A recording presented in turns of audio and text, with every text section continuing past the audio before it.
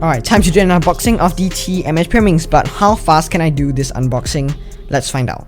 Alright, hey everyone, it's Cubus, and today I'll be taking a look at this TMS Pyraminx that I recently got from Speedrun shop. Thank you to Speedrun shop for sending this to me for free, and if you want to get it, please make sure to use the discount code MCubus to get 5% off. Inside the box, we have an instructions pamphlet, which I can't really get to, and then we have the cube, so let's do some first turns.